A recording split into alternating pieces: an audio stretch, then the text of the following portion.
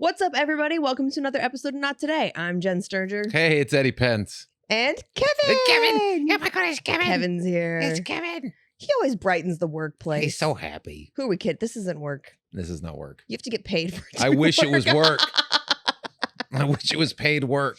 Listen, but I was listening to one of my buddies' podcasts today, and he was talking about like the stakes almost feel higher because you are doing it for yourself and you are working for yourself versus like just showing up and it's a job. Right. You know?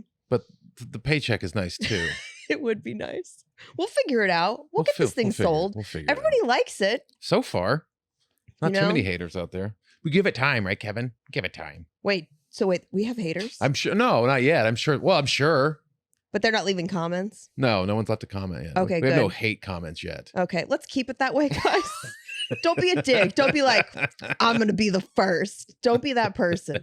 You know, and if you are going to hate, just tell Eddie to get a haircut or something. I got a haircut. I'm joking. But I'm glad you're growing out your beard grew back fast. It does grow back fast. Like, that's impressive, honestly. It's not bad.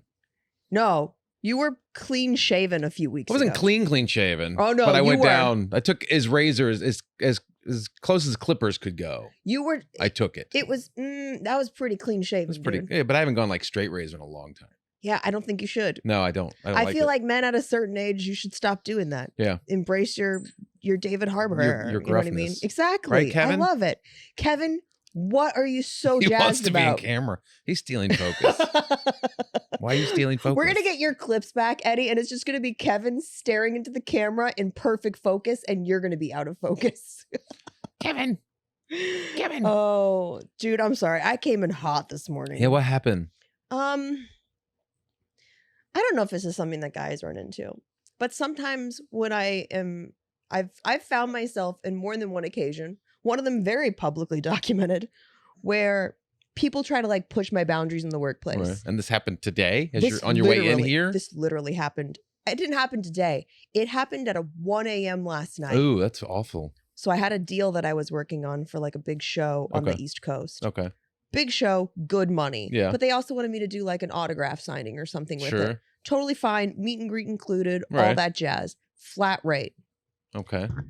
And we had agreed upon like a certain number of items would be signed. I wasn't going to sign more items than people in the audience because I was like, I'm not going to let people continue to make money off my shit likeness. on eBay or whatever. Exactly. Yeah. And that's what he does. Like these are autograph collectors. You know what I mean?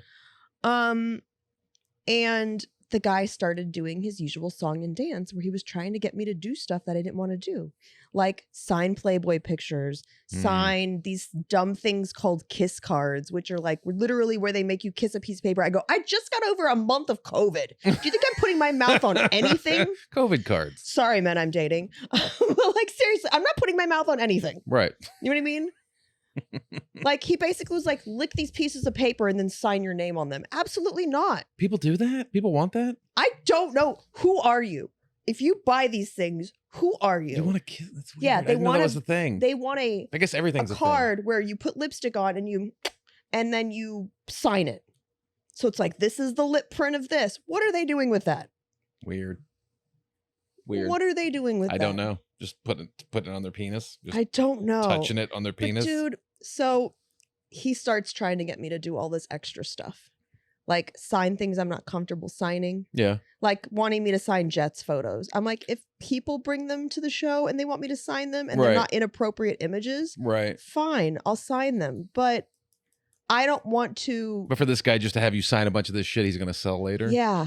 But I don't want to sign things that are from a previous part of my life that doesn't make me feel good. You know, I just feel like I'm at the age where I'm done doing things that make me uncomfortable for the sake of making someone else happy.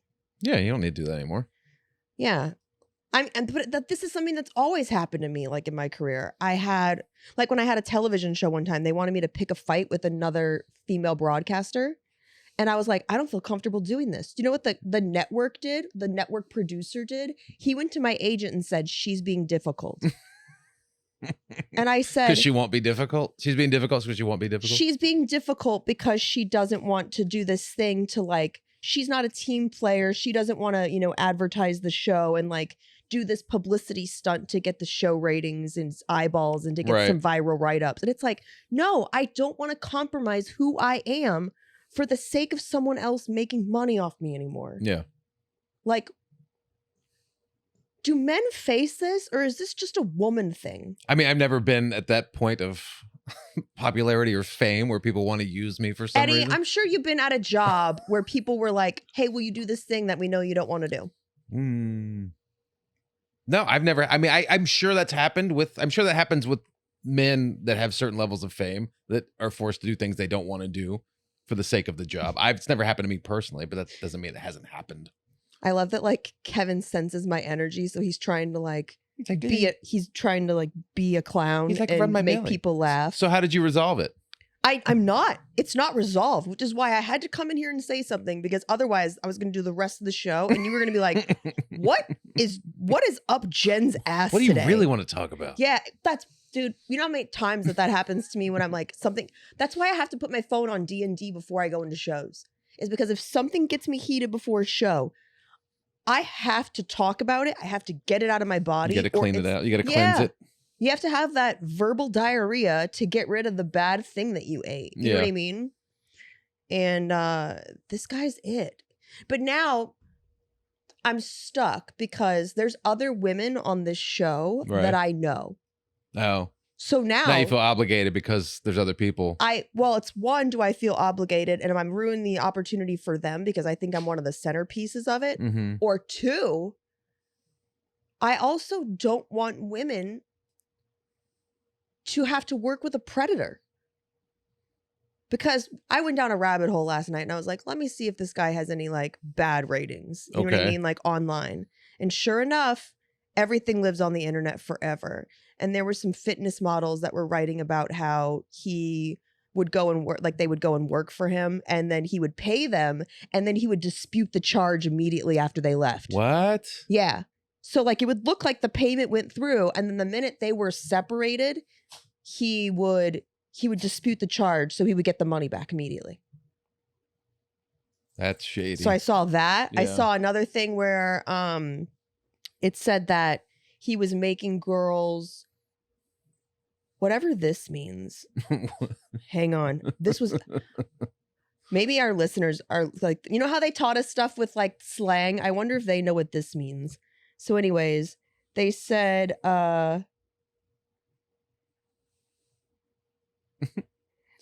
Kevin, he's trying to show on his end that we were paid, but then he disputed the charge as soon as we left. He also canceled my hotel room, leaving me stranded in buttfuck Unionville, New York.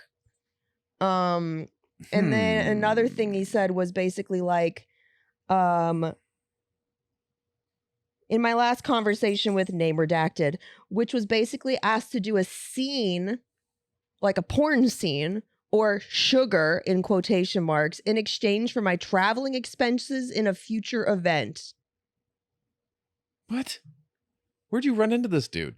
I've done autograph signings with him in the past. Have you ever had issues before? Yes, but I always attributed it to some people are just weird. Right. And some people just have weird personality quirks. I am one of those people. Well, we all have You know what I quirks. mean? Yeah. But I thought it was just my weird bumping up against his weird and both us being like, F you, no F you. Like, and I think people get weirded out that I'm not the girl that's going to be like, oh my God, I'm going to be so easy to work with. And it's not that I'm even difficult to work with. It's just, I have the same expectations that a man does in the workplace. And if you are unprofessional towards me, I'm going to put my foot down and I'm going to be like, hey, you wouldn't do this to a dude. You know what I mean? Did this guy pull this shit before when you work with him? He's always paid me, but there's definitely been a lot of back and forth whenever I tell him no. He has a big issue with the word no. Oh, he doesn't like being told no. He doesn't like being told no. He doesn't like being told like, hey, no, this is what I'm willing to do for the amount of money that you're offering me. Right. And he just tries to railroad you and through. So he always tries to like, you know, I said it to somebody else. I go, he's like that book if you give a mouse a cookie. But instead, it's like, if you give a mouse a cookie, he's going to ask you to sign nudes. You know what I mean? Like Right. that's the if you give a mouse a cookie with this dude. This happens to women all the time in the workplace. And I just like, and I love them when workplaces try to flip it on you and they go, you're being uncooperative. Like, we're a family here and you're not. I literally told one person one time, I go, I think you underestimate. I think you overestimate how much some of us like our families. Like whenever you wouldn't treat your father like this. Whenever I would absolutely come with me to Thanksgiving, see what's up. But no, I now, do you think you have to? Which sucks as it sucks because it was a great payday. right. It was a great payday. I had negotiated a good contract with myself, but I knew going into this deal that this guy was going to be a pain in the ass, and I was just waiting for the shoe to drop. And this is it. And he decided to drop the shoe at 1 a.m. last night. And then he goes, and he's on the East Coast? Yeah. So that's 4 a.m. Yeah, his time? not unhinged at all. Is he on a bender? What the hell? What are you up at 4 a.m. talking business? Yeah, dude. Kevin, lay down. You're stressing me out. Kevin? He's like, bitch, same. Down. Thank you. At least one man in my life pseudo listens He to kind me. of listens. Oh, I'm sorry. am I out of about that. focus now, Mark? Sorry. Good. But yeah, I'm sorry. I'm heated about this because I feel like this is something that women deal with all the time.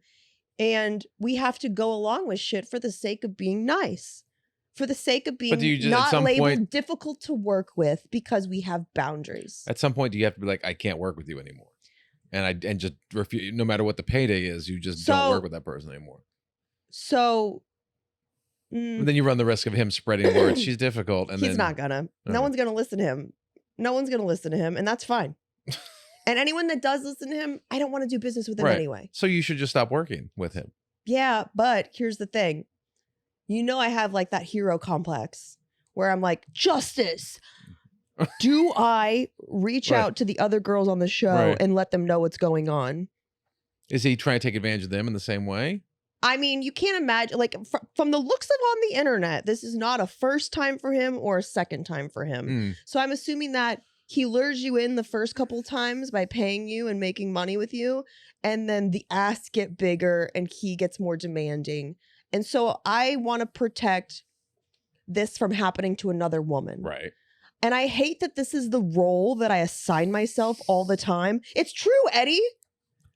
I know. You do it to yourself all the time. I do it. It's like my lesson to learn in life. Right. It's like, and even when I took my like branding workshop out here. You're with the great power comes great responsibility. That's your Uncle Ben told you that. Except with great cleavage comes great responsibility. With a great rack comes great responsibility.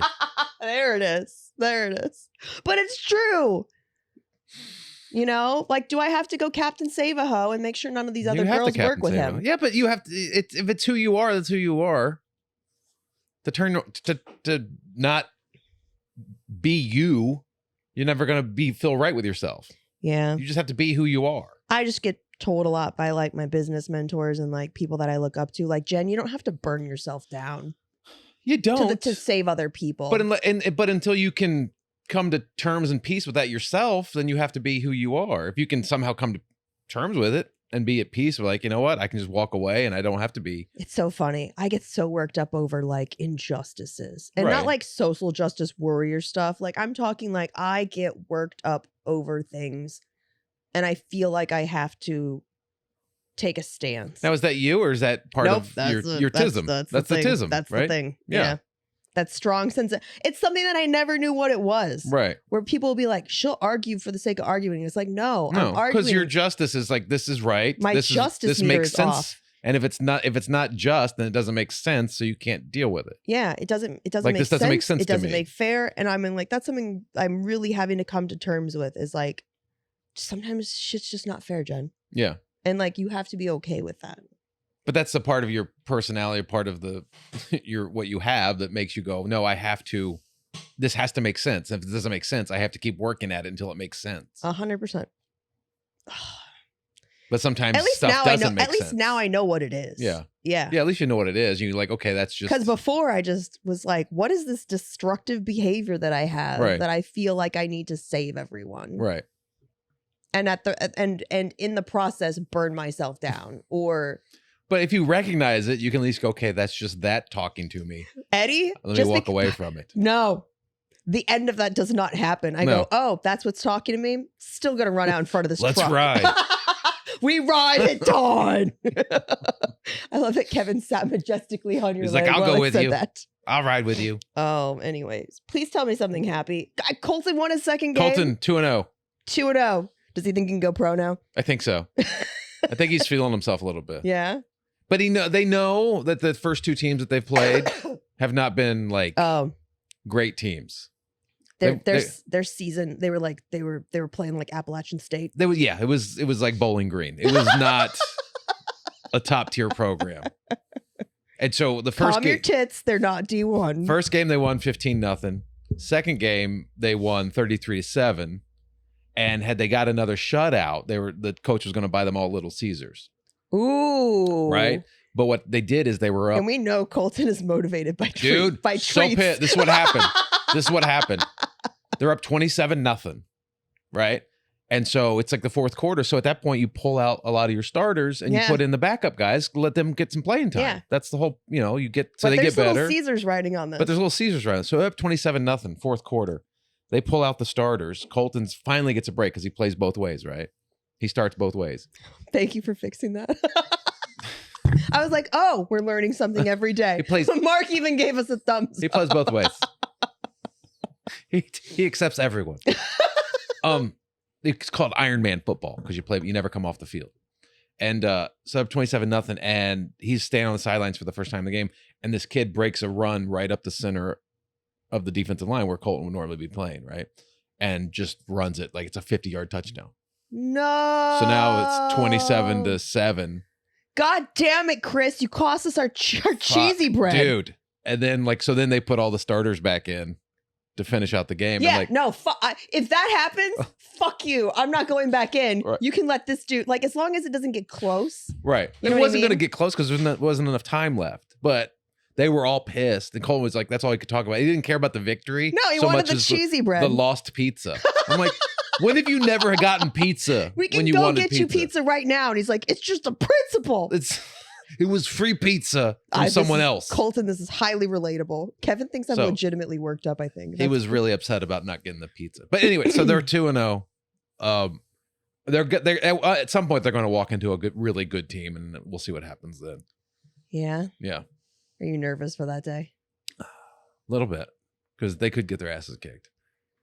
Physically kicked? Or yeah, I think so. Physically kicked. We'll see what happens. Have you found yourself or seen Tracy kind of go, ugh, if he takes any hard hits? There's been a couple times where he's getting tossed, he's getting pushed to the ground. But he's the thing is, he's such a big kid. I didn't realize how big durable. He was until I see him standing next to other I was going to ask, high school kids. Bigger than most of the kids on his team? He's one of the bigger kids on the team. Wow. It just is so weird to hear that because I'm I just think of him as little Colton. So do I. And he's and you see him in pads and stuff. You're like, my God, he looks like a man. He looks like a defensive end. He looks like a man. And it's weird in my head to think that because I still see him as this little kid. Like Tracy and I the other day, we were going through the garage and we were cleaning out a bunch of stuff that we'd had. Oh God. We had all these bins because Who cried first? You or Tracy? Dude. Because you have all these vivid memories of your kid growing up because it's such a big part of your life. And to them it's a blur because you don't remember your childhood. You remember moments of your childhood. It's like a dream. None of the good stuff. None of the good stuff. If you're like me. The bad stuff is what you keep. So that's why you have to beat your children. So they remember their childhood. If it's a good childhood, they fucking forget it. It's not worth it. So we have all these bins of schoolwork from preschool and kindergarten, first grade, second grade, and we just kept throwing it into these bins. Oh, that's cute. And we just kept throwing it. So we had 4 or 5 of these fucking bins full of papers. And we said I think about projects that I did that I had to do in school that I'm sure my mom still has somewhere. There's some stuff you want to keep. It's that's cute. That's a milestone moment when he did this or did that. I think it's very rare. I don't know. I have a very good memory for creative stuff, probably because it made me happy. Yeah. You know what I mean? So and I'm sure if I went through my boxes of stuff that my mom has at her house, I mean, unless she's thrown it out, which is completely plausible. that I'm sure I'd come up against stuff that like, oh yeah, I remember that art class. Yeah. Or yeah. There's a moment, and we were going through like that's what we did over the weekend. Was we kind of went through all these bins, and we're like throwing out a bunch, like so much stuff, and we keep like a couple things from every year and throw it into like one bin. And like we're pulling stuff out, and like, Colton, you remember this? He's like, no. You remember this? No. You remember this? No. Like nothing registered. I mean, a very few things would register. I'm like, really? You don't remember any of that? That's like, how do you not remember that? And I mean, he's like, they don't remember that stuff. And so we went through and just threw out tons and tons of shit. You're like, why would we keep this? What was the thing that like a math test from second grade? Math test? Why would we keep that? You were like, he's gonna be a genius. He's gonna be. It's 9 out of 9. Like it's just. I know it's weird. The stuff you keep as a parent, you think you're like in the moment, you're like, oh, that's cute. But we'll look at that later. But we're keeping that now. Instead, of just going, no. Did you see any projects where you were like, this was not a child level project? Like I feel like when I look back at some of the assignments that I had when I was in school, I was like, oh, this was homework that they clearly gave to the parents. The parents had to do this. Yeah, for sure. Like I had to do a family tree. Yeah. Where like you had to do like deep research into like your family background. Did Colton have to do one of those? Yeah. And I was just like, that was a lot of work for a 5th grader. So he did one in second grade. He had to do what was this, like a diorama? You know, the thing where it's like you build like a little scene. Yeah, of course. And I remember we did it. We had to throw that. We finally threw this thing out. I took a box, like a big regular box, and I took the lid off of it, and I did an ocean underwater scene. And so I made it look like the underwater, and I had like all these like pipe cleaners to look like seaweed, and I had wire, and I put fish on it so like fish like they were floating. Do you notice that you're using the word I? Yeah, it was all me. It's all me. And I put cellophane over the top so it looked like water on top, right? And then I cut a hole in the back so you kind of look in the back, and then when you looked in it, it would just look like you're looking in an ocean scene. How proud of that were you? Dude, I walked it into class. I walked in, I was like, look at that fucker. And I just fucking flicked everybody off and backed out. Exactly. I wonder how many times that happened. Because like my mom, like I'm sure is very proud of some of the, I didn't really let my mom help me too much with projects. Yeah. Sometimes she would help me with like poems and stuff like that. Like, cause my mom's very witty. And now she's always pitching me bits, and I'm like, no, mom. We've graduated. My bits are about you. She'll be like, what about this? This would be, I bet you can find something in that. And I'm like, no. I'm like, I've already found something. And you're not going to like it. So don't come to my shows. As a creative type, when you're watching someone else do something, you're like, no, move it. I got it. Yeah. Like he started building a diorama. I remember he started doing, I'm like, no, I got it. Don't worry about it. And then I fucking built this whole underwater scene. And I'm like, that's because you're very artistic. Yeah, but I stood back. I was like, what have I done? Like, no one's going to buy that a second grader did this. Was it that good? It was fucking impressive. Like, impressive. Did you keep it? No, because they kept it in the classroom all year because it looked like an aquarium, like a real life aquarium. Like, it looked great. Everyone else just had like a shoebox. I had like this giant thing with cellophane. And I just imagine you walking it in and being like, nice box, dick. Nice box. Would you spend 3 minutes on that? Like I was just, but like we threw that thing away, and like any other projects that you came across where you're like, oh, I did a really good job on this. It's good. There was just the 2 mobiles, and then we did a family tree one where we had to like go and do a research of family tree. I'm like, why would you give this to like? I think he was in 3rd grade, first or 3rd grade at the time. Like, what kids can research and make this? It's like you're basically assigning this for the parents to do. 100%. Is what you're doing. I think it's more like making the parents and the kids bond. Yeah, by talking about it. It's a lot of that. And it's like, man, we left out some real key moments. When I look at my family tree, I'm like, we left out, glossed over some issues. Dude, I feel that way all the time when I look at like the stuff they taught me in history classes. Yeah. Versus like if you read the world's account of the events and not America's account of the events, things are very different. Yeah. And you're just like, well, it's different from coast to coast. Like Colton going through history class here, because you learn about the what are the churches they built up and down what are they called? The missions. The missions. California's all about missions. And like I grew up on the East Coast. I grew up in Virginia, which I grew up near Bull Run battlefield, which is a major Civil War Yeah. battlefield. So you learn so much. You get an ass full of Civil War growing up as a kid. when I So was a kid. much, just cannonballs full of Just it. and just like so you're getting like deep into like slavery and secession and all this other stuff. In Florida, they gloss over that part. Not in and they're Virginia. Like, it there was were some disagreements. right. States' rights. It was no. Oh. So in Virginia, like right outside DC, you got into the nitty gritty of like the Civil War and slavery and the slave trade and all this stuff. Whereas like when Colton went through it in school, it was like they just glossed over it. It was like 2 days spent on like, enslavement. And You're like, no, it was a big deal. it was a big deal. The whole country was built on slaves. Like slaves built the whole country. The infrastructure of the country was built on slave labor. It's so insane. And they just gloss over that. That's so insane. But I also wonder how they're teaching stuff that like we lived through. Do you know what I mean? Like do they teach? Yeah, do they teach 9/11? Parents, if you listen to this, like, do your kids come home and ask questions about that stuff? You know what I mean? Yeah. Like, I'm just curious because, like, for us, history stopped at a certain point. Yeah. They're like, well, we wrote up to what we could Yeah. I think the first Iraq war is kind of where history stopped for books.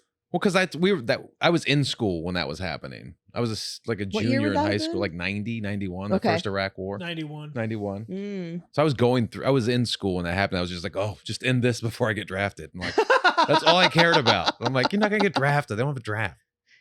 Oh, yeah, you have to sign up. You have to sign up.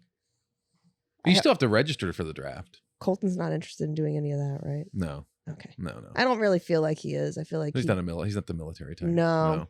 You never know. Football might give him like that sense of like camaraderie. Oh man. But do you think that you parted ways with a lot of stuff? A lot. So much stuff. Which is huge for you. Like because 4 trash Eddie, bags worth no of stuff. offense. You hang on to a I lot do. of you hang I'm on to a lot of shit. I cling. I'm a clinger. Yeah, they call it hoarding. I don't know if I hoard. What do you call it? I do that thing where like literally, does this give you pleasure or does this, what's the thing you're supposed to lay in different piles? Oh, the Marie Kondo? Yes. Does this spark joy? Does it spark joy? Yes. Yeah. You do that? I'll look at stuff I have. I'm like, what does this mean to me? Do I like this? Nope, you can't do that. What? But like, there's a lot of shit I throw out. No, because if you're basing it on how an object makes you feel at all times, Yeah. it's like you're probably still keeping some worthless shit. I collect things that I like to collect, Mm-hmm. but I don't keep You're everything. running out of space to collect I things, know. Eddie. I know. I need a bigger space. That's again why a paycheck would be so helpful. You guys are never leaving that apartment, let's be clear. Don't say that. You're not. I don't want to die in that apartment. You're not going to die in that Yes, I apartment, but am. you're going to relocate to Florida. Or someplace. You know what I mean? Or Myrtle Beach. Mm-mm. Absolutely I'm never not. leaving California. But you're nostalgic. I do have nostalgia to it, but it's like there's less. But I do get rid of shit. I feel like nostalgia is a dangerous thing though, because it makes us like kind of romanticize the past and how it was. And it's like, no shit, it was still shitty back then. It was, but the nostalgia part makes you remember the good parts of it. You're nostalgic for the good parts of it.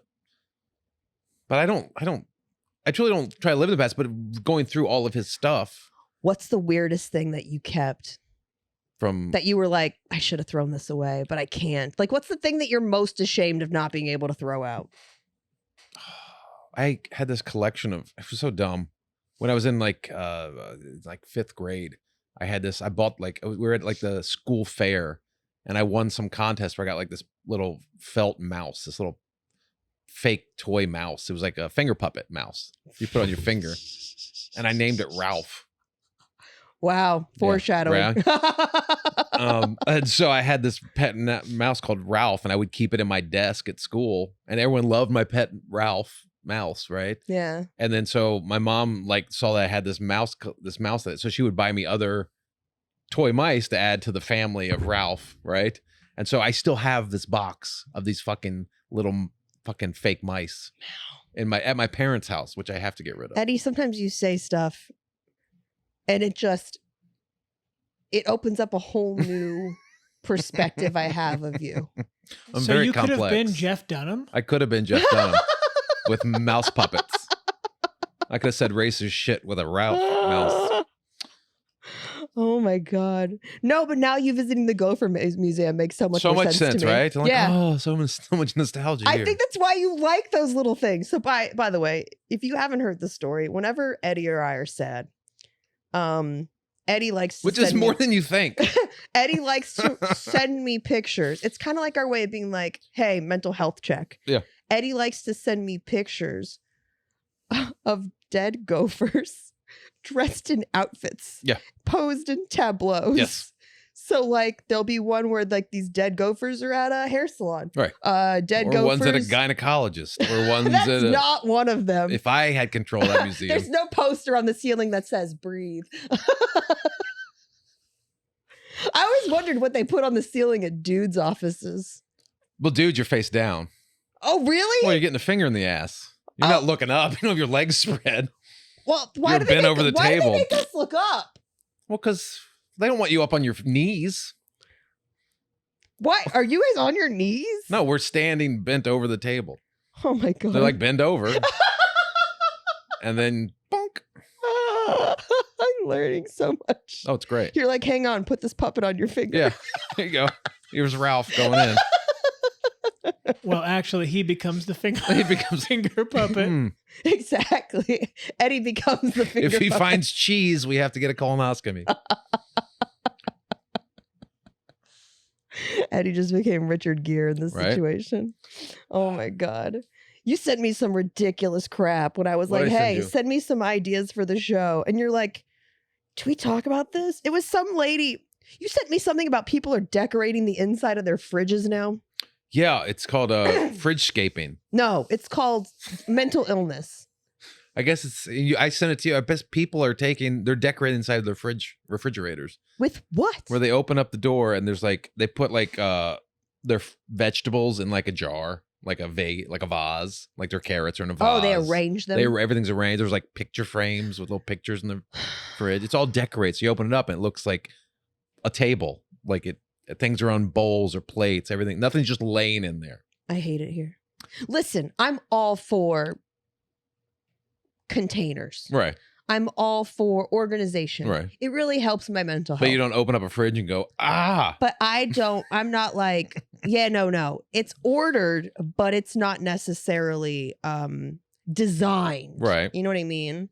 Like it's not aesthetically pleasing. Yeah. No. I mean, if you open my fridge, there's like open cans of cat food. Oh, Mark's pulling it up. Fridgescaping. There it is. Fridgescaping. No. I Look, think look at the vase. But see, some of it isn't fridgescaping. Some of it is just That's pretty fridgescaped. that is hoarding. There's lights. There's candles in there. That is a level of sadness that I never want to achieve. It's beautiful. It's Beautiful. You're going to come home one day and Tracy's going to have done this to your fridge. Dude. You're like, where's the mustard? And she'll be like, it's behind the strawberries that I cut up to look like roses that are going to go bad in 3 hours now. It's behind the gnome home. Yeah, people are putting like gnomes and... I don't have enough. Our fridge is so packed anyway with food. Like, I don't have enough room to get rid of most of the food to make it. Look This at is all wild. the jars. This is wild. Look at the picture. No picture frames. There's a head. A jewelry box. Then there's like a mannequin head. No, I need to give these people my therapist number. Pure a whole pumpkin. Someone put a whole pumpkin in the fridge. I've never seen that. These are people. Is that a radio? Just no, it's a baby fireplace. That's a baby electrical fireplace. I can't. Do you do it seasonally? Do you put a Christmas tree in there in December? I mean, I'm not gonna I would lie, imagine. Eddie. I have been looking for a place to put my Halloween decor because There it you go. does not match my new place. Oh no. Yeah. You have so much Halloween decor. I know. What are you gonna do? I had a room in my old house that was like all Halloween all the time. Yeah, it was pretty I don't cool. think people know that about my personality. There's definitely a You're part very of, Wednesday Addams. Yeah. I'm actually very Wednesday You're Addams. very Wednesday Addams. I'm Wednesday Addams if she took some yoga classes and, did a little self-help. You're a gentrified Wednesday Addams. That's what you are. Wednesday Addams from Williamsburg. This is awful and TikTok must be stopped. If that's where this is coming from, we need to stop this. This is fucking madness. Listen, I love Container Store though. Container Store has really given me Purpose in life. no, not purpose, but it's given me a lot of peace Yeah. because like if everything has a place, I spend way less time in my life looking for things. Yeah. And it's given me like, and don't get me wrong, sometimes I still don't put shit back where it belongs, but I'm so much better at it. And I can always be like, oh, that thing is right there because that's where its place is. You know, I'm so much better Yeah. when things have a But place. you don't have a lot of stuff in your place. So how do you lose anything? Well, the reason I don't have a lot of stuff in my place is because Like I lose my shoes. Well, like you we have have- so much shit in our place, we'll lose our shoes. Like where's my shoes? That's insane. Right. But the way you fix that is you make a designated place for your shoes. We do, but then sometimes stuff just happens and they get put in different places or stuff gets put on top of and you're like, what the fuck? Why Well, is... do you wear shoes in the house? No, We're we're not a shoe in the house. Then how does shoes family. not end up right by the Hey, door? stuff happens, That's so weird. especially with flip-flops. Uh, They get put everywhere. yeah. Hi, Kevin. So that's the thing is I feel like everything having a place is really important, honestly, for my mental health. If you come into my house and shit is awry, like you need to ask me if I'm okay. You know? Yeah. You need to ask me if I'm okay. Does that soothe you to put stuff in places? I that- didn't realize how much it did Right. until I did it. And I think a big part of that discovery was, and I think it's honestly why, you know, one of the many problems that I had with my marriage is like, when you live with someone else, you have to be on the same page about how you want to keep your things. Yeah. And he didn't care about, Cohabitation is difficult. yeah, he cared about the order of his things, but not the order of my things. So sometimes he would like come in and he'd be like, I organized this closet. And what he meant was he had displaced all of the things that were in the closet. And now they were just going to be stuck in like these unorganized piles that were going to clutter the hallway Mm. till the end of time. Because I didn't have organized that closet on my to-do list that day. Right. You know what I mean? Right.